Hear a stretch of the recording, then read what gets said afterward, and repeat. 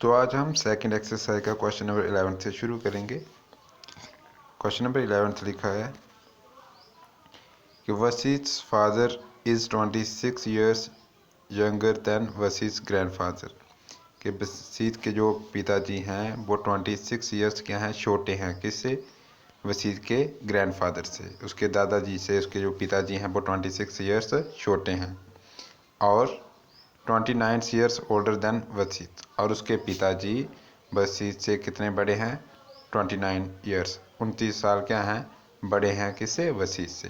जहाँ पे एक कंडीशन है कि जो वसीस के पापा जी हैं वो 29 ईयर्स बड़े हैं वसीस से और 26 ईयर्स छोटे हैं किससे? उसके दादाजी से। ये कंडीशन हमको फर्स्ट लाइन में दी है। The sum of the ages of the all the three, ये जो तीन पर्सन है, एक Wasis, Wasis father and Wasis grandfather, तीन जो पर्सन है, अगर इनकी एजेस को अगर हम ऐड करेंगे तो आंसर कितना आएगा? 135 ईयर्स। तीनों की एजेस का सम इसके इक्वल है। बताइए what is the age of each one of them. बताओ हर एक की क्या एज है, जी आपको बताना है। तो ये सारी कंडीशन किसके ऊपर डिपेंड कर रही है? ऑन द वसीस एज, कि जो वसीत है उसके ऊपर डिपेंड कर रही है। तो इसलिए हमने लेट करनी है कि प्रेजेंट एज जो है वसीत की वो कितनी है? x ईयर्स है। अननोन वैल्यू है, हमें मालूम नहीं है कि वसीत की उम्र इस समय क्या है, तो इसलिए आपको लेट कर लेनी है वो किसके इक्वल है? x ईयर्स है। तो हमें कहा था कि उसके पिताजी जो थे, फादर थे जो थे वसीत के, वो कितने ईयर्स बड़े हैं वसीत से? 29 ईयर्स। तो अगर इस समय अगर x वसीत की एज कितनी है? x है, तो उसके फादर की एज कितनी होगी? उससे वो अगर 29 ईयर्स बड़े हैं, तो इसलिए वसीत की एज में कितने ऐड कर देने आपको? 29 ईयर्स। ऐसे अगर वसीत की एज इस समय 5 ईयर्स होती तो उसके फादर की एज कितनी होनी चाहिए थी? 5 + 29, क्योंकि उसके फादर कितने ईयर्स बड़े हैं उससे? 29 ईयर्स, इसलिए उस समय उसकी उम्र 34 ईयर्स होनी चाहिए थी। जो भी वसीत की एज होगी उसमें आपने ऐड कर देना है कितने? 29 ऐड कर देने हैं। तो हमें वसीत की एज मालूम नहीं है, इसलिए हमने जहाँ पे लेट किया है x किया है। तो वसीत के फादर की एज किसके भी इक्वल होगी? x + 29। तो क्वेश्चन में ये कहा था कि जो वसीत के ग्रैंडफादर हैं उसकी एज किसके इक्वल होनी चाहिए। तो हमें पता है कि वसीत के जो फादर हैं वो कितने ईयर्स छोटे हैं अपने फादर से, वसीत के ग्रैंडफादर से? 26 ईयर्स। तो अभी कितनी उम्र है वसीत के फादर की? x + 29। तो वसीत के ग्रैंडफादर की एज कितनी होगी? उसमें आपको कितनी ऐड करना पड़ेगी? 26 ईयर्स, क्योंकि वो क्या है? 26 ईयर्स क्या थे? छोटा है। कौन? वसीत के फादर। किससे? ग्रैंडफादर से। तो इट मीन्स ग्रैंडफादर कितने ईयर्स बड़े हैं उनसे? 26 ईयर्स क्या है? बड़े हैं। इसलिए हमने जहाँ पे क्या ऐड किया? 26 ऐड किया है। किसकी उम्र में? वसीत के फादर की उम्र में। अगर आपने किसकी एज बनानी है? वसीत के ग्रैंडफादर की, क्योंकि ग्रैंडफादर कितने ईयर्स बड़े हैं उसके फादर से? 26 ईयर्स ज़्यादा उम्र है उनकी, तो इसलिए आपको 26 क्या कर देने हैं? ऐड कर देने। तो वसीत के ग्रैंडफादर की एज किसके इक्वल हो जाएगी? एक्स जैसे वेरिएबल है वैसे लिख दिया। ये 29 और ये 26 दोनों कांस्टेंट है, तो दोनों को ऐड किया, किसके इक्वल आ गया? 55। इट मीन्स जो वसीत है उससे उसके जो ग्रैंडफादर है वो कितने बड़े हैं? x + 55। इट मीन्स 55 ईयर्स बड़े हैं वो किससे? वसीत से। ये हमारी तीनों की एजेस आ गई। ये आ गया वसीत की, ये आ गई वसीत के फादर की, और ये आ गई वसीत के ग्रैंडफादर की। तो क्वेश्चन के अकॉर्डिंग ये कहा गया था कि इन तीनों की एजेस का सम कितना है? 135 ईयर्स है। तो इसलिए तीनों की एजेस को क्या करना? हमने ऐड कर देना। तो वो किसके इक्वल आएगा? 135। जहाँ पे एक्स कितनी बार आ रहा है? लेफ्ट वाली साइड 3 बार है, इसलिए इसको ऐड करेंगे कितने एक्स हो जाएंगे? 3x। और कांस्टेंट टर्म में कौन सी आएगा? 29, और दूसरी कौन सी है? 55। दोनों को ऐड करेंगे कितना आ जाएगा? 84 सॉरी 84 आ जाएगा। तो राइट साइड क्या आ रहा है? सिर्फ 135, वही जहाँ पे हमने लिख दिया है। इसके बाद जहाँ पे लेफ्ट साइड में वेरिएबल वाली टर्म एक्स है, इसको एक साइड रख दो और कांस्टेंट क्या कर लो? एक साइड कर दो। तो 84 लेफ्ट साइड से जब राइट साइड ट्रांसपोज होंगे तो क्या हो जाएंगे? साइन बदल जाएंगे। जहाँ पे प्लस क्या है तो जहाँ पे क्या हो जाएंगे? ये सब्ट्रैक्ट होंगे। इसलिए लेफ्ट राइट साइड क्या लिखा है? -84। तो राइट साइड में आपको कांस्टेंट सब्ट्रैक्ट करने हैं। 135 में से जब आप 84 सब्ट्रैक्ट करोगे आंसर कितना आएगा? 51। अब लेफ्ट साइड में क्या है, 3 कर रहे हैं मल्टीप्लाई, जब ये दूसरी साइड जाएंगे तो क्या करेंगे, डिवाइड करेंगे, इसलिए डिनोमिनेटर में क्या लिखा मैंने, 3 लिखा। तो 3 से 51 को जब डिवाइड किया तो क्या आ जाएगा, 17 आ जाएगा। इट मीन्स एक्स की वैल्यू क्या आ रही है, 17। और एक्स हमने क्या माना था, बसीत की एज मानी थी, प्रेजेंट, तो इसलिए वसीत प्रेजेंट एज कितनी है, 17 ईयर्स है। तो वसीत के फादर की एज कितनी होगी, फिर उसमें कितने ऐड करने थे आपको वसीत की उम्र में, 29। तो वसीत के फादर की एज क्या होगी, 17 + 29 which is equal to 46 years. तो वसीत के ग्रैंड फादर की एज क्या थी, एक्स + 55, तो एक्स कितना आया, 17 आया। तो 17 में कितने ऐड कर देना, 55 which is equal to 72 years. तो तीनों की एजेस आ गई, एक आ गया 17 ईयर्स, दूसरे आ गया 46 ईयर्स, और ग्रैंड फादर की एज क्या आ गई, 72 ईयर्स। इन तीनों को अगर आप ऐड करोगे तो कितना सम आएगा, 135। 6 और 2 हो गए 8, 8 और 7 हो गए 15, 1 कैरी कर देते हैं, 7 और 4 हो गए 11, और 1 12, और 1 ऐड करेंगे कितना हो जाएगा, 13। तो 135 तीनों की एजेस का सम आ गया। इट मीन ये आपका आंसर क्या है, बिल्कुल सही है। अब इसका क्वेश्चन नंबर 12 कहते हैं। क्वेश्चन नंबर 12 लिखा है 15 years from now Rafiq age will be 4 time his present age, कि आज से 15 साल बाद रफ़ीक की उम्र कितनी हो जाएगी, 4 टाइम हिज प्रेजेंट, आज जितनी उसकी उम्र है उससे वो 4 गुना क्या हो जाएगी, ज़्यादा हो जाएगी। कब, 15 साल बाद। What is Rafiq present age, बताओ इस समय रफ़ीक की उम्र क्या है। हमें निकालनी भी कौन सी है, प्रेजेंट एज निकालनी है इसलिए, और कंडीशन भी किसके ऊपर है कि उससे 4 टाइम ज़्यादा हो जाएगी, किससे, प्रेजेंट एज से, इसलिए आपको लेट क्या करनी है, प्रेजेंट एज ऑफ रफ़ीक। तो लेट करते हैं, प्रेजेंट एज जो है रफ़ीक की वो किसके इक्वल है, टी ईयर्स है।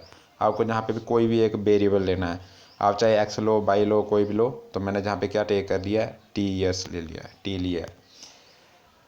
तो क्वेश्चन में था कि 15 ईयर्स, अगर आज इसकी उम्र कितनी है, टी है, तो 15 ईयर्स के बाद इसकी उम्र क्या हो जाएगी, जैसे आज किसी की उम्र क्या हो, 10 ईयर्स हो, तो 15 ईयर्स के बाद 15 साल बाद कितनी उम्र हो जाएगी इसकी, तो हम कितने ऐड कर देंगे, 15 ऐड कर देंगे, तो किसकी इक्वल हो जाएगा, 25। तो 15 साल बाद इसकी उम्र कितनी हो जाएगी, 25। अगर अभी इसकी प्रेजेंट एज कितनी है, 10, तो हमने कितनी टेक की है, टी टेक की है, इसलिए 15 ईयर्स के बाद क्या एज हो जाएगी, टी + 15, इसलिए मैंने 15 क्या कर दी है, ऐड कर दी है।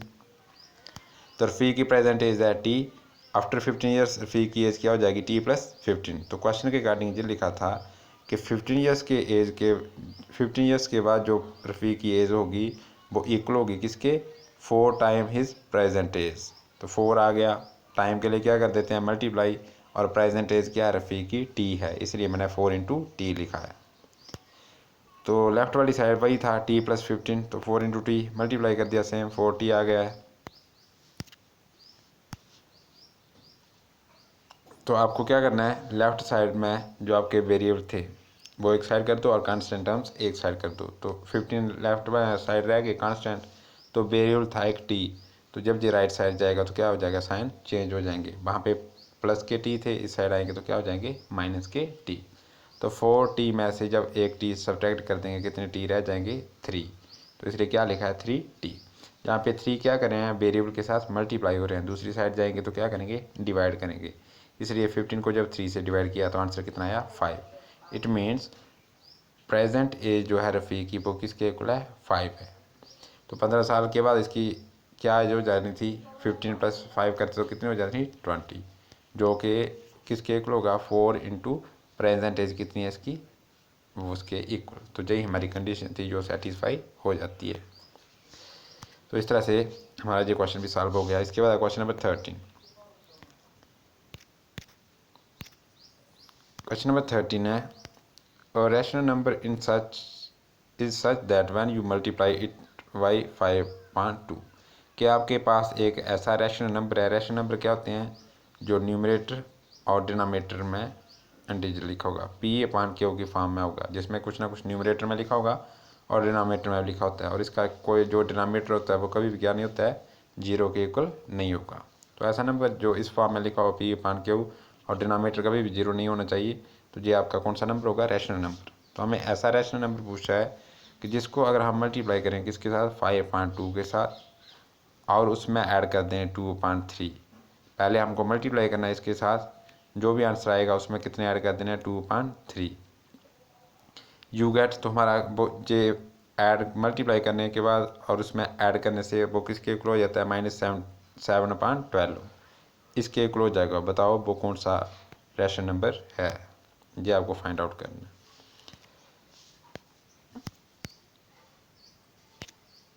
क्वेश्चन 13 में हमको रैशनल नंबर निकालने के लिए बोला है, इसे लेट करते हैं कि वो रैशनल नंबर किसके इक्वल है, एक्स के इक्वल है।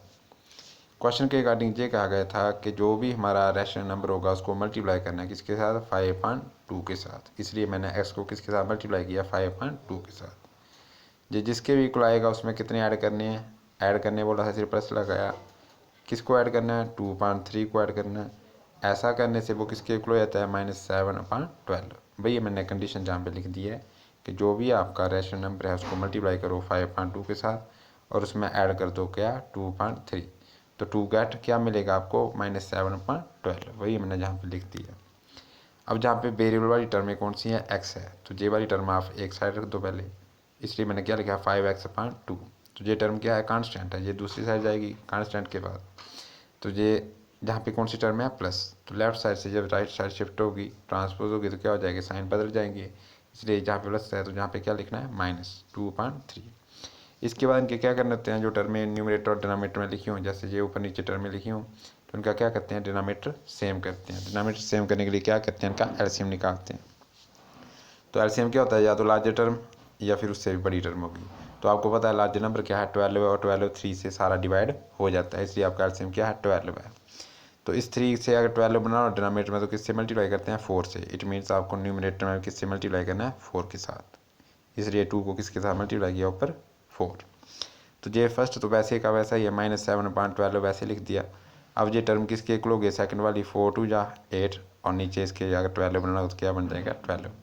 अगर इसके डिनोमिनेटर में 12 बनाना था तो न्यूमरेटर में क्या लिखना पड़ेगा आपको, 8।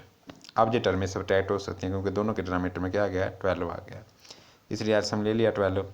तो न्यूमरेटर में हम इनको ऐड कर सकते हैं, जहाँ सब्ट्रैक्ट कर सकते हैं। फर्स्ट टर्म क्या थी, -17, आगे माइनस हमें सब्ट्रैक्ट करने का साइन था वही लिख दिया, आगे 8 था तो 8 लिख दिया। अगर डिनोमिनेटर सेम हो जाए उसके बाद इन टर्म को हम ऐड कर सकते हैं या सब्ट्रैक्ट कर सकते हैं। फर्स्ट इंटीजर था -7 और सेकंड था -8, वही मैंने लिख दिया। अब जहाँ पे दोनों इंटीजर्स के साथ एक जैसे साइन है, अगर एक जैसे साइन हो तो टर्म को क्या करते हैं, ऐड करते हैं। 8 और 7 कितने हो गए, 15। और साइन कौन सा लगाना होता है, जो उन टर्मों के साथ साइन हो। तो दोनों माइनस की थी तो इसलिए आपका आंसर भी किस में है, माइनस में है। तो आपका आंसर क्या गया, -15। इसलिए जहाँ पे क्या लिखा है, -15/12। अब जहाँ पे लिखा था 5/2 into x which is equal to, क्या हो गया, -15/12। ये आ गया 5x। अब जहाँ पे 2 क्या कर रहे थे, डिवाइड कर रहे थे डिनोमिनेटर में, इसलिए जब इक्वल टू के दूसरी साइड जाएंगे तो कहाँ जाएंगे, न्यूमरेटर में।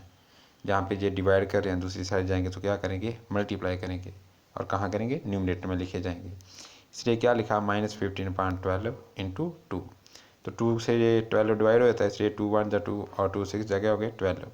इसलिए 5x किसके इक्वल आ गया, -15/6। अब जहाँ पे 5 क्या कर रहे हैं, ये मल्टीप्लाई कर रहे हैं, दूसरी साइड जाएंगे तो क्या करेंगे, डिवाइड करेंगे, और कहाँ लिखे जाएंगे, डिनोमिनेटर में। जो टर्म ऊपर लिखी हो दूसरी साइड जाने पे कहाँ लिखी जाएगी, नीचे लिखी जाएगी, डिनोमिनेटर में। अब टर्म ऊपर क्या है, 15 है, और नीचे क्या है, 5 है, तो दोनों डिवाइड हो जाते हैं, इसलिए 5 1 जा 5 और 5 3 जा 15। तो एक्स किसके इक्वल आ गया है, -3/6। आपको पता है ये दोनों टर्में अभी भी 3 से डिवाइड हो जाती है, 3 1 जा 3 और 3 2 जा 6। तो एक्स की वैल्यू क्या आ गई, -1/2। तो जो हमें रैशनल नंबर निकालना था वो कौन सा है, -1/2। इस तरह से ये हमारा क्वेश्चन क्या होता है, कंप्लीट होता है।